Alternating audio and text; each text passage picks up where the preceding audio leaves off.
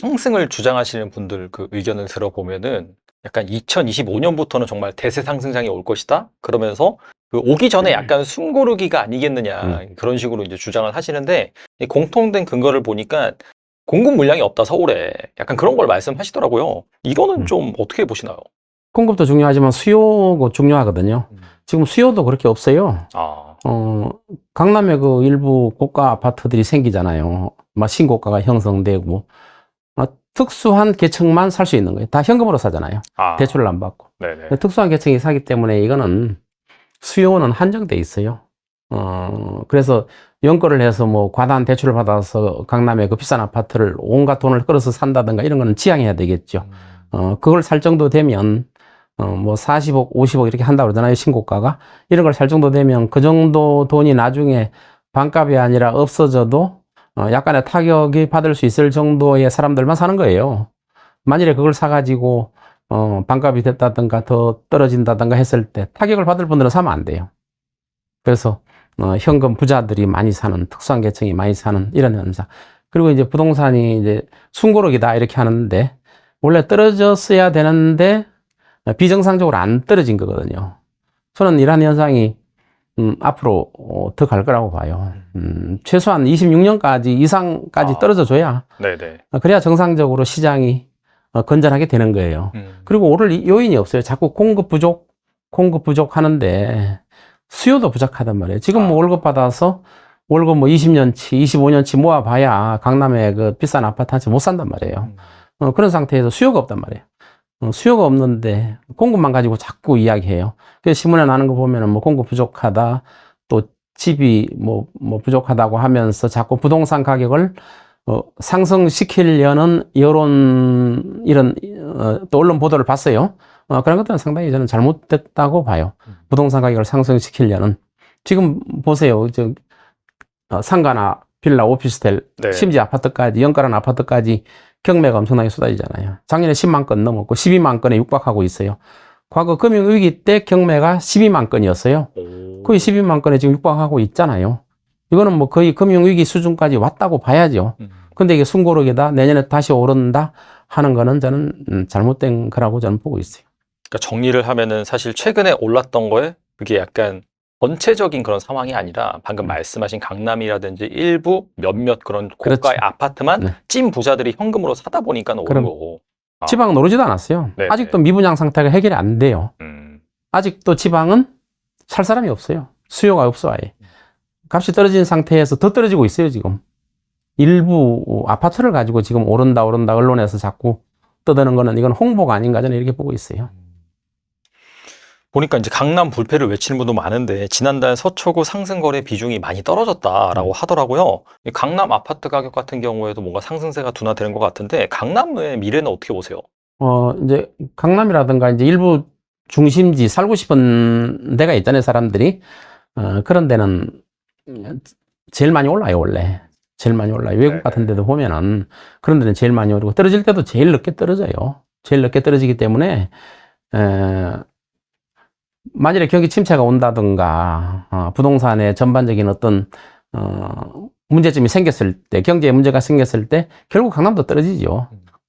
아까 말씀드린 것처럼 과거에 4번에 걸쳐서 크게 반값 이하로 떨어진 사례를 제가 들었잖아요. 강남도 마찬가지로 그때 반값 이하로 떨어졌어요. 그런 경제 위기 때마다. 네. 근데 강남이라고 안 떨어지지는 않거든요. 그러나 강남은 버티다 떨어진다고 하더라도 가장 늦게 떨어진다. 오를 때는 제일 먼저 올라요. 선도적인 역할을 해요. 오를 때는. 떨어질 때는 제일 나중에 떨어지기 때문에 그렇게 느끼는 것 뿐이지 경제가 어려워질 때는 결국 강남도 떨어질 수밖에 없다 이렇게 보고 있습니다.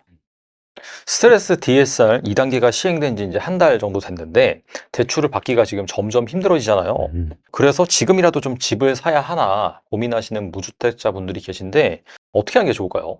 자꾸 빚으로 집을 사라는 그런 저도 기사도 가끔 봤어요. 네. 집을 지금 장만할 때다. 지금 숨고르기 할 때 상환할 때다.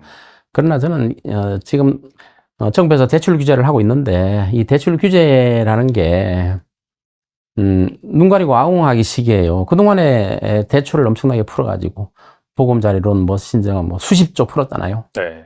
이렇게 풀어가지고 부동산 경기를 부양시켜 놓고 지금 뭐 대출을 다시 규제한다? 이번에 그 한국은행이 기준금리를 내렸잖아요. 0.25. 내리기 전에 한국은행 총재가 기재부 장관을 만났잖아요. 한국은행은 금리를 안 내리려고 노력했었죠. 안 내리려고 노력했었죠. 근데 기재부에서 부탁한 게 뭐냐 하면은 가계 대출을 관리해달라. 가계 대출을 관리해달라. 그러면 이제 금리를 떨어뜨릴 수 있다는 거죠. 네네. 그거 관리 안 해가지고는 기준금리를 떨어뜨리면 더 큰 거품이 터지면은 더 큰 경제적인 위기가 오기 때문에 그런 말을 했다는 거예요. 그래서 지금 이제 가계부채를 관리하는데 저는 이러한 가계부채 관리가 DSR도 이제 규제를 강화하고 있죠. 강화하고 있지만 이러한 것들이 임시 방편적으로 또 언젠간 또 부동산 값이 하락 기미가 보면 또 풀어가지고 또 빚을 내서 살아 이렇게 올리려는 역할을 물론 정부의 입장도 이해가 돼요. 건설 경기가 어려워지고 하면은 경제가 또 다른 측면에서 또 어려워지기 때문에 건설 경기를 살려야지만은 경제 전반을 살 수 있다. 이런 게 정부의 입장도 이해되지만은 네. 부동산이라는 게 한번 떨어졌을 때 과거의 역사적인 사실을 보면 4년에서 6년 동안 떨어지게 놔둬야 건전한 사이클이 형성되는 거예요. 정부에서 그걸 깊이 개입하면 안 돼요. 떨어질 때. 네, 그래서 이런 것들은 정부에서 너무 깊이 개입을 했다. 이번에 저는 이렇게 보고 있습니다. 한때는 미국의 부촌이었던 산타모니카도 최근에 뭐 공실 지옥이 되고 있다 이런 영상도 봤고요. 그 다음에 박사님께서도 LA 한인타운이 슬럼화되고 있다라고 말씀하셨는데 이런 현상이 왜 발생하는 걸까요? 그거는 이제 여러 가지 이유가 있지만은 지금 공실 문제도 이제 있고 또 노숙자 문제가 굉장히 심해요. 노숙자 문제요. 예. 이제 제가 이제 다운타운에 이제 스키드로를 가봤는데 거기는 네, 이제 네. 노숙자들 천국이거든요. 그래서 밤에는 차를 타고도 못 다닐 정도로 굉장히 위험한 지역이에요. LA 다운타운. 네. 다운타운 전체가 그런 게 아니고 다운타운의 일부가 그런 지역이 있어요. 그러면 거기에 있는 건물 주인들은 임대를 놓을 수 있겠어요? 누가 임차 들어오겠어요? 그 건물은 그냥 아무 쓸모가 없는 게 되는 거예요. 그 건물은. 근데 이런 것들이 지금 전에는 한인타운 노숙자가 거의 없었어요. 근데 한인타운에 노숙자 쉼터를 건설했어요. 우리 한인회에서도 굉장히 반대가 굉장히 심했는데도 불구하고 노숙자 쉼터를 건립해버렸어요. 그러다 보니까 거기 있던 노숙자들이 밖에 나오고 또 텐트를 치고 하다 보니까 노숙자가 많아지니까 지저분해지고 그럼 장사가 잘 안 되잖아요. 그렇죠. 건물에. 네. 식당들이 장사 안 될 거 아니에요.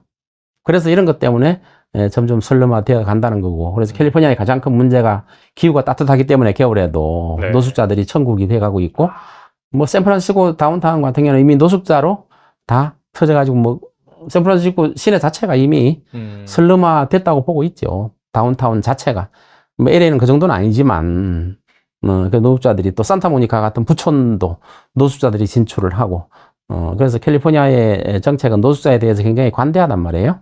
미국의 민주당 정권은 캘리포니아의 주지사가 이제 민주당이거든요. 네, 네. 그래서 캘리포니아의 대부분 시장 군수가 민주당이에요. 그러니까 민주당의 기본적인 방향이 인권 보호, 그렇죠. 뭐 그다음에 이민자도 잘 받아주고 네. 이민자 네. 받아들이고 복지 이런 거거든요.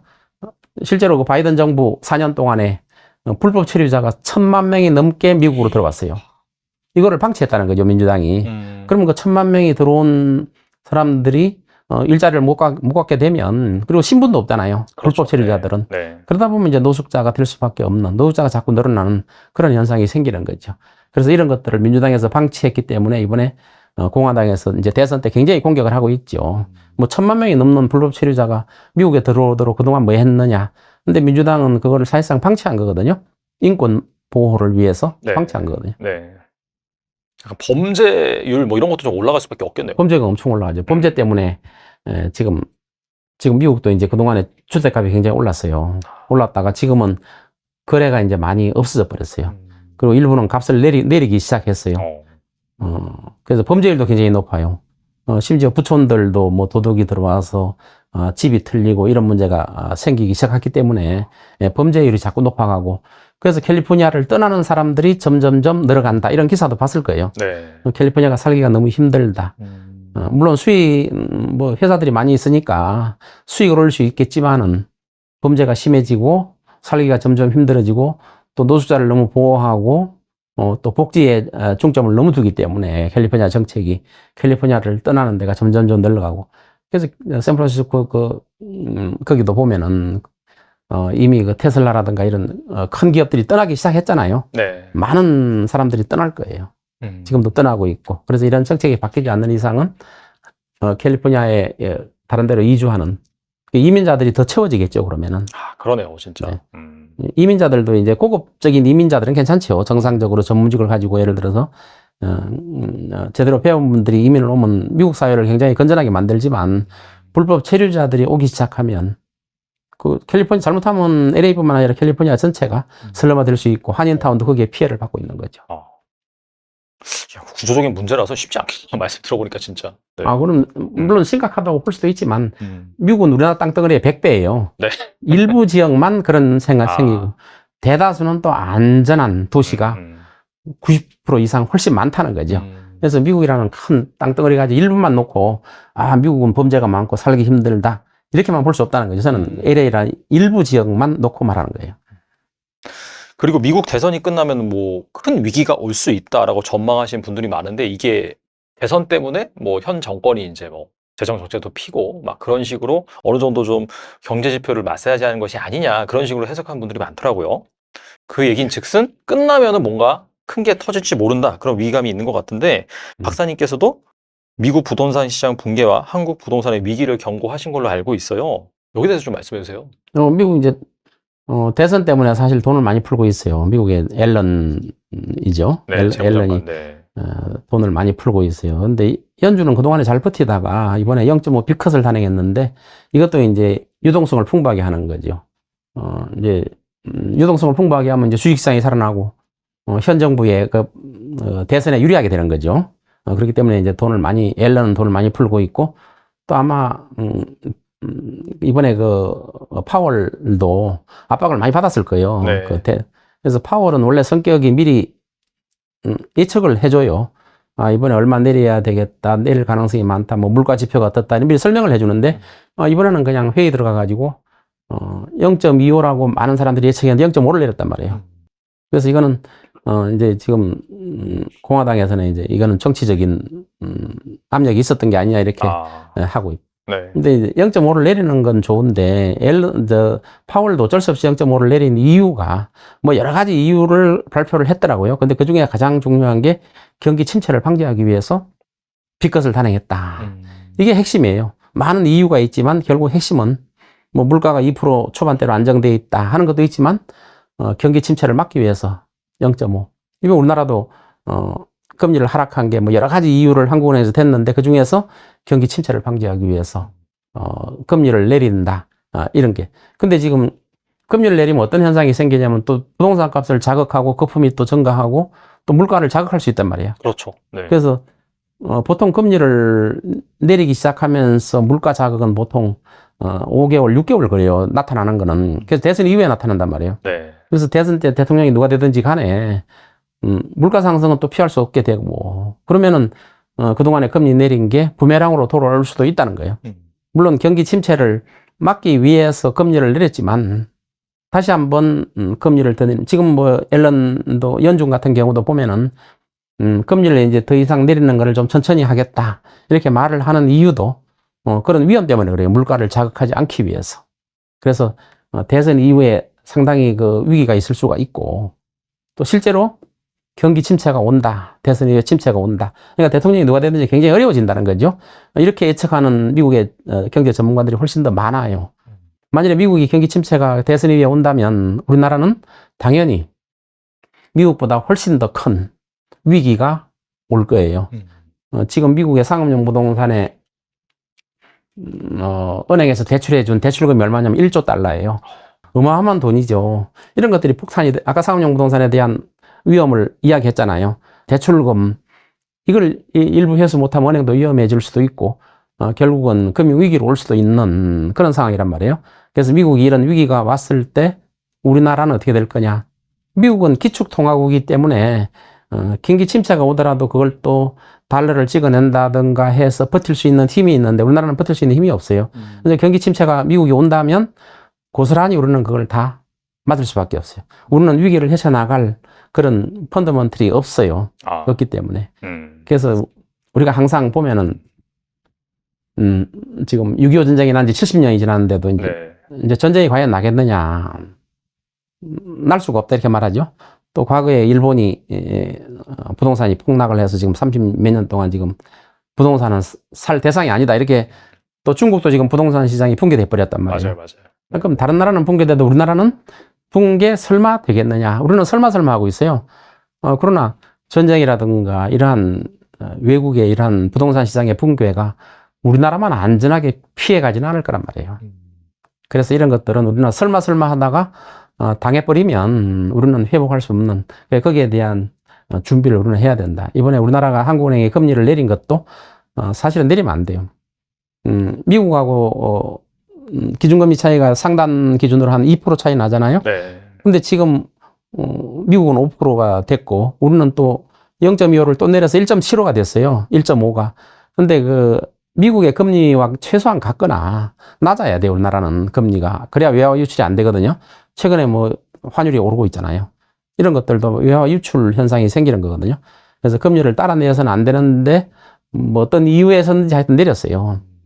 사실은 미국 금리하고 맞춰질 때까지 내리면 안 돼요. 금리는 우리나라 경제를 위해서. 네. 그래서 무슨 이유인지 모르지만 내리지만 물론 경기 침체 이런 걸 이유를 들고 있지만 하여튼 내렸어요. 그래서 금리가 미국의 기준금리보다는 낮아야 된다. 아니면 최소한 같아야 된다. 근데 지금도 1.75가 높단 말이에요. 이거는 우리나라 외화가 빠져나갈 소지가 굉장히 많다는 거고 경제에 악영향을 미친다는 거죠. 그리고 우리나라는 내수가 굉장히 안 좋잖아요, 지금. 환율이 오르면 수출이 늘어나는 거 사실이잖아요. 수출이 늘어나는데도 내수가 굉장히 안 좋아요. 원래 수출이 늘어나면 내수가 좋아져야 되거든요. 네. 근데 수출이 늘어나는데도 내수가 굉장히 안 좋아요. 이건 우리나라 경제가 아주 심각하게 골마 있다는 거예요. 그래서 이런 문제들은 우리가 잘 신중하게 생각해 봐야 된다. 설마 해서는 안 된다는 거죠. 저희 뭐 채널 고정 질문인데요. 만약에 한 1억 정도 있는 무주택자다라고 한다면은 내 집 마련을 위해서 어떤 부동산을 주목하는 게 좋을까요? 1억 정도면은 이제 뭐 강남 쪽은 어차피 못 사지요. 그렇죠. 그러나 서울에서도 이제 빌라 같은 게 있어요. 지금 빌라는 값이 굉장히 떨어져 있잖아요. 그렇죠. 그리고 아무 네. 거들떠 보지도 않아요. 아무도 안 보죠. 빌라 포비아. 또 전세도 안 들어오니까 임대도 못 나요, 사가지고. 그러나 이제 나중에 순환되다 보면 빌라도 좋은 시기가 올 거예요, 분명히. 항상 사이클이라는 게 변해요. 네. 그러면 빌라 중에서도 아까 재건축 제가 말씀드렸지만은 대지 지분이 넓은 걸 찾으면 돼요. 빌라도 대지 지분이 넓은 게 있어요. 넓은 게.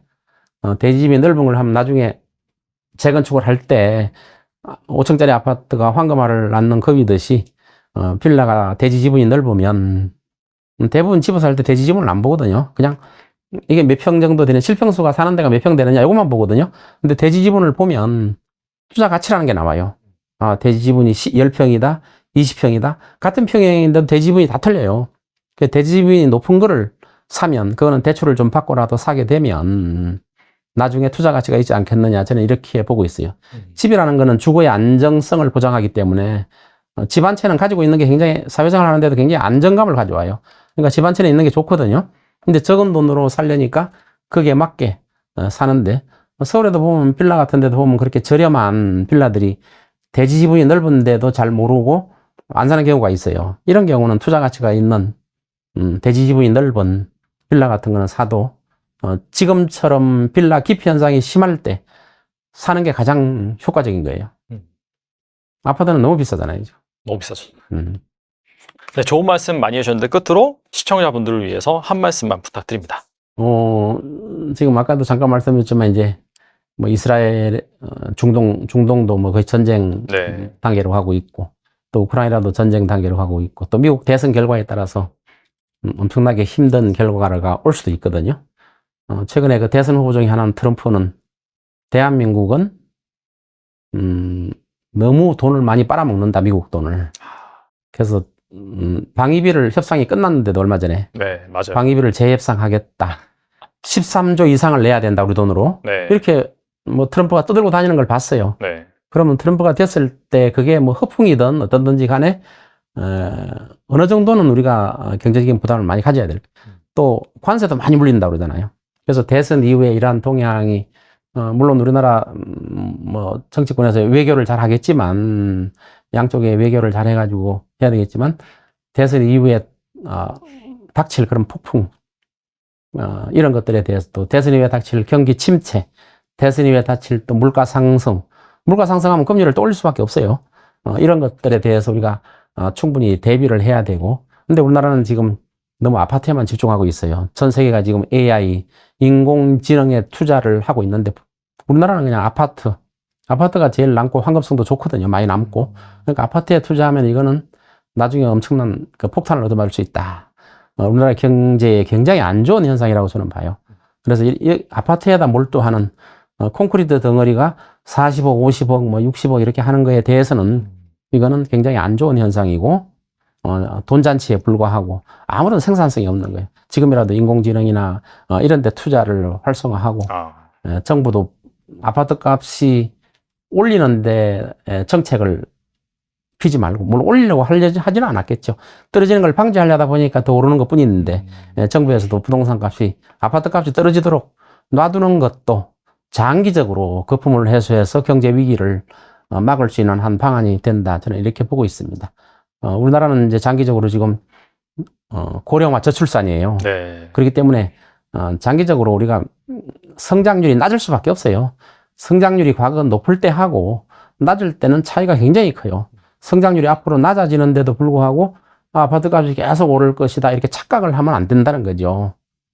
근로소득을 가지고 우리가 충분히 집도 살 수 있고, 근로소득을 가지고 우리가 살아갈 수 있는 그런 세상이 돼야 된다. 저는 이렇게 보고 있습니다.